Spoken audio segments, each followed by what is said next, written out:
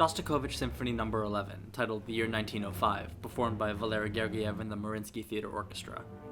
Dmitri Shostakovich's music is famously politically ambiguous. He spent his entire life in the Soviet Union walking the line between propaganda and satire with his music.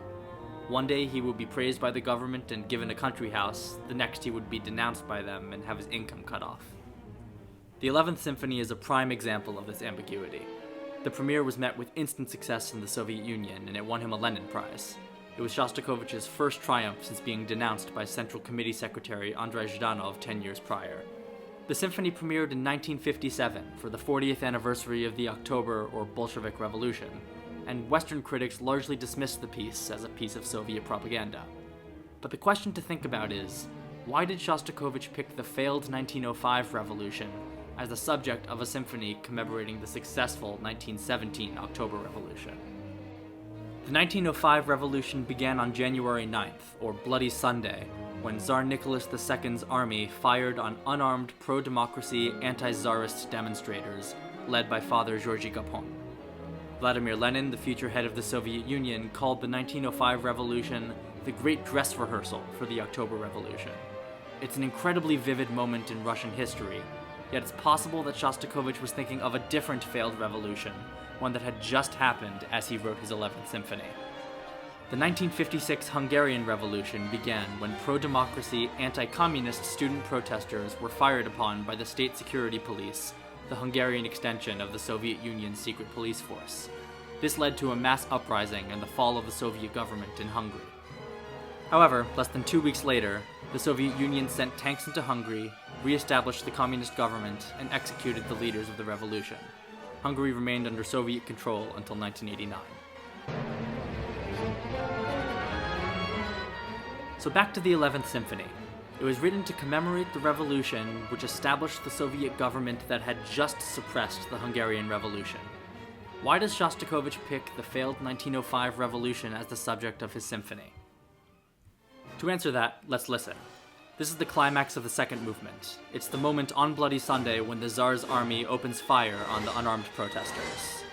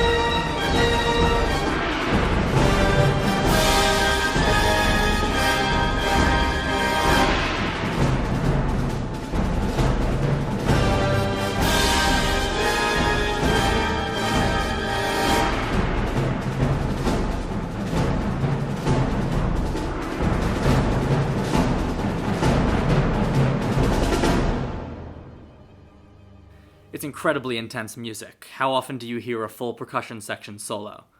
That melody you hear is called Bury Your Heads, one of 9 Russian revolutionary songs which Shostakovich quotes in this symphony. He's actually quoting himself. Shostakovich wrote a choral setting of this melody 6 years prior in his 10 songs by revolutionary poets. The Bury Your Heads melody is from the 6th song entitled The 9th of January, words by Arkady Kots.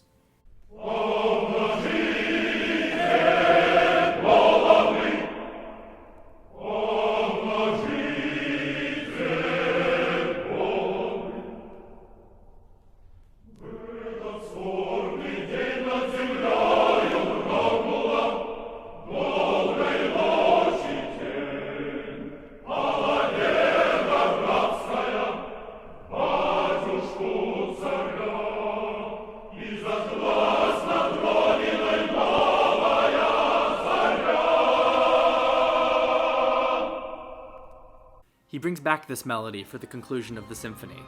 This is a quintessential Shostakovich finale. It teeters on the edge between anxiety and triumph. It's declamatory, but there's something deeply sinister about it. Take a listen.